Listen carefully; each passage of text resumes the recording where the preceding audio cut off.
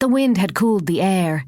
It blew dark clouds across the sky and whistled through the leaves, now hinting at fall. Along the roadside, the trees appeared more yellow than green, and touches of flame and scarlet were beginning to show.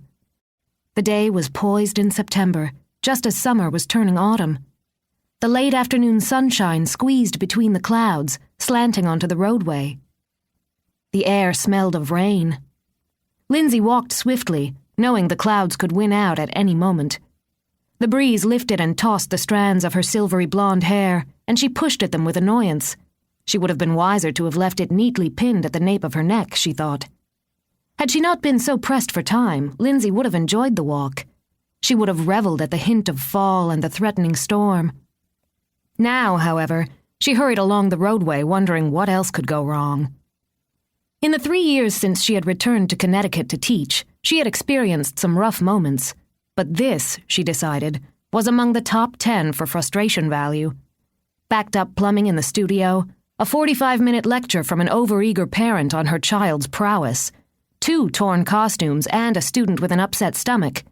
These minor annoyances had culminated with her temperamental car.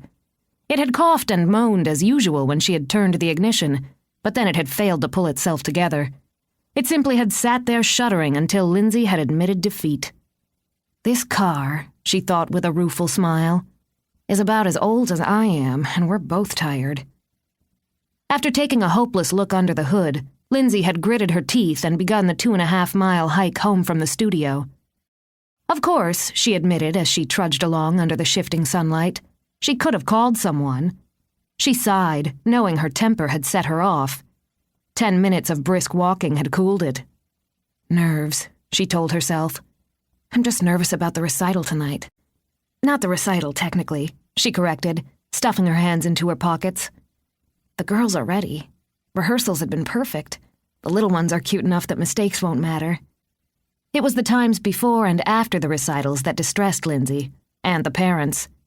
She knew that some would be dissatisfied with their children's parts, and more still who would try to pressure her into accelerating the training. Why wasn't there Pavlova on point yet? Why did Mrs. Jones's ballerina have a bigger part than Mrs. Smith's? Shouldn't Sue move on to the intermediate class?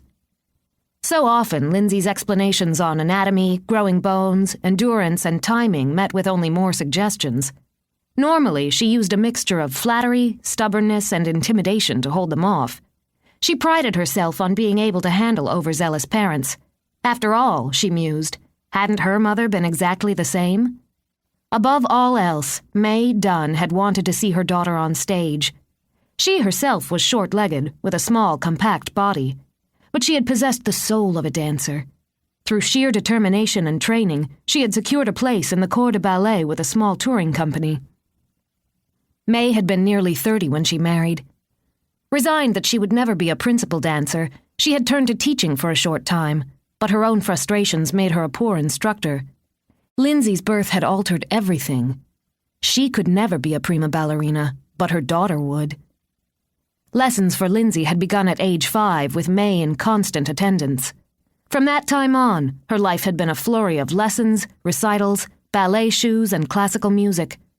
Her diet had been scrupulously monitored, her height agonized over until it was certain that 5'2" was all she would achieve. May had been pleased. Toe shoes added 6 inches to a dancer's height, and a tall ballerina has a more difficult time finding partners. Lindsay had inherited her mother's height, but to May's pride, her body was slender and delicate. After a brief, awkward stage, Lindsay had emerged as a teenager with fawn-like beauty, fragile blonde hair, ivory skin, and Viking blue eyes with brows thin and naturally arched. Her bone structure was elegant, masking a sturdy strength gained from years of training. Her arms and legs were slim with the long muscles of a classical dancer. All of May's prayers had been answered. Lindsay looked the part of a ballerina, and she had the talent. May didn't need a teacher to confirm what she could see for herself. There were the coordination, the technique, the endurance, and the ability. But more, there was the heart.